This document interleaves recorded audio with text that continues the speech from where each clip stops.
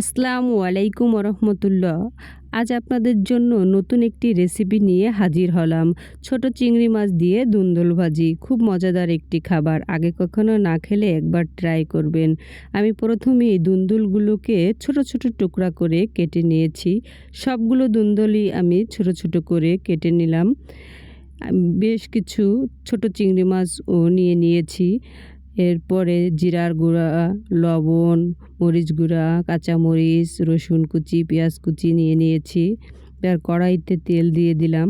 তেলটি গরম হলেই আমি ছোট ছোট করে কাটা রসুন কুচিগুলো দিয়ে দিলাম। রসুনটা আমি একটু লাল করে ভেজে নেব। লাল করে ভেজে নেওয়ার পর কিছুটা পেঁয়াজ কুচি, মরিচ দিয়ে আমি একটু ভেজে লাল করে নিচ্ছি। এরপরে এর মধ্যে আমি একটু লবণ, মরিচ গুঁড়া, জিরা গুঁড়া দিয়ে দিব। জিরা গুঁড়া দিয়ে একটু নেড়ে চেড়ে আমি এর মধ্যে একটু পানি দিয়ে দেব, যাতে হলুদটি পুড়ে না যায়। আমি পানিটিও নেড়ে চেড়ে শুকিয়ে নেব। এরপরে এর মধ্যে ছোট চিংড়ি মাছগুলো দিয়ে দিলাম। ছোট চিংড়ি মাছগুলো 10 মিনিট এভাবে নেড়ে চেড়ে ভেজে নিলাম।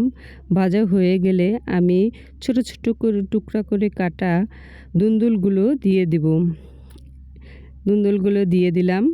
দুন্দুলগুলো নেড়ে চেড়ে 10-12 মিনিট রান্না করে নেবেন। আর দুন্দুল ভাজির মধ্যে পানি ব্যবহার করার কোনো প্রয়োজন হয় না। দুন্দুল থেকে প্রচুর পরিমাণ পানি বের হয়। ওই পানি দিয়েই রান্না হয়ে যায়। আর আমার রান্নাটিও হয়ে গিয়েছে। রান্নাটি যদি ভালো লেগে থাকে তাহলে লাইক, কমেন্ট এবং আমার চ্যানেলটি সাবস্ক্রাইব করতে ভুলবেন না। ধন্যবাদ।